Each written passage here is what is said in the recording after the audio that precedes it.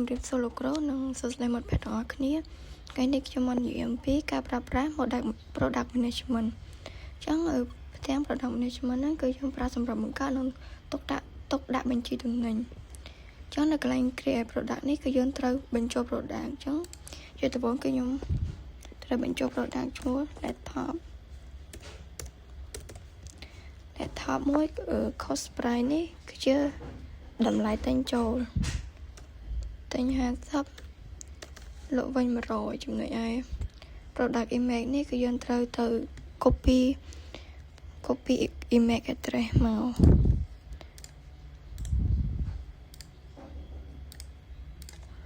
ហើយយើងយកមកផាសចូលមកយើងចុច add product មកវានឹង load តម្លៃ load ឲ្យកន្លែងនេះមកឲ្យយីអញ្ចឹងចូលមួយទៀតគឺ keyboard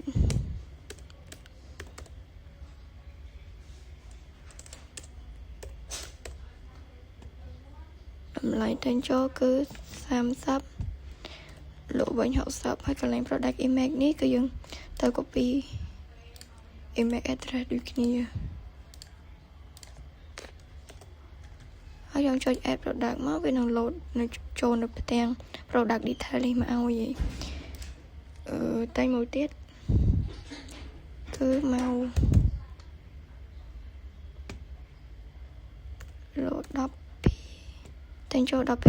15លក់វិញ20ហើយកន្លែងនេះទៅ copy image address ដូចគ្នា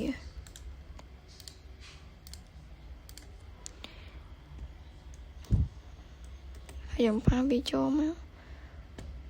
ចុចមកវានឹង detail មកនេះមកឲ្យហើយមួយទៀតគឺ back laptop គឺក្តារដាក់កុំព្យូទ័រអញ្ចឹងក្តារហ្នឹងតែងចូល25លក់វិញ30យើងទៅ copy image address ដូចគ្នា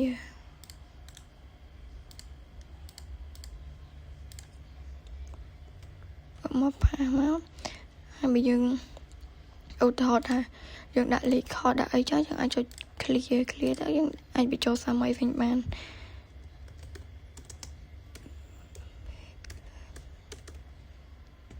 តែងចូល25លក់វិញ30នេះយើងផាសវាហើយចុច add product មកដូចគ្នាចឹងដល់ពេលដែលកន្លែងនេះបើឧទាហរណ៍ថាយើងបញ្ចូលទំនិញមកលើចឹងយើងអាចចុចខ្វែងទៅវានឹងបាត់ទេហើយបន្ទាប់ពីយើងបញ្ចូលទំនិញនឹងហើយអស់មកយើងចូលទៅ go to post screen កន្លែងនេះគឺជាកន្លែងលក់ហើយចូលមកដល់នឹងមកយើងចុច item laptop មួយមកវានឹងចេញតម្លៃឲ្យយើងហើយនៅកន្លែងនេះយើងអាចចុចយើងចង់ទិញ2ទិញ3អីអានឹងយើងអាចចុចបានពេលហើយបើយើងចង់ remove វាឧទាហរណ៍ថាគេទិញ keyboard យើងច្រឡំចុច laptop អញ្ចឹងយើងអាចចុច remove វិញបានចុច remove ទៅវានឹងបាត់អស់ហើយ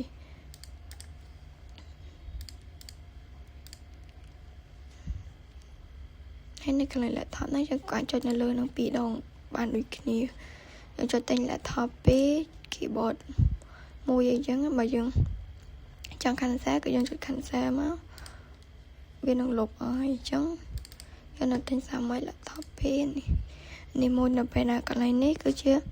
amount receipt នេះគឺគេឲ្យបង់លុយអស់220អញ្ចឹងបើខ្ញុំបង់លុយ200អញ្ចឹងវាអត់ឲ្យយើង pay នេះវានឹង load មកយើងឯងគឺថា pay អត់កើតអញ្ចឹងយើងត្រូវបង់240បើខ្ញុំមក240នៅកន្លែងឆាងនេះគឺលុយអាប់គឺត្រូវអាប់មក$20ទៅឲ្យគេវិញអញ្ចឹងយើងចុច payment មកគឺវា load success មកឲ្យអញ្ចឹងអរគុណអ្នកទាំងអស់គ្នាសម្រាប់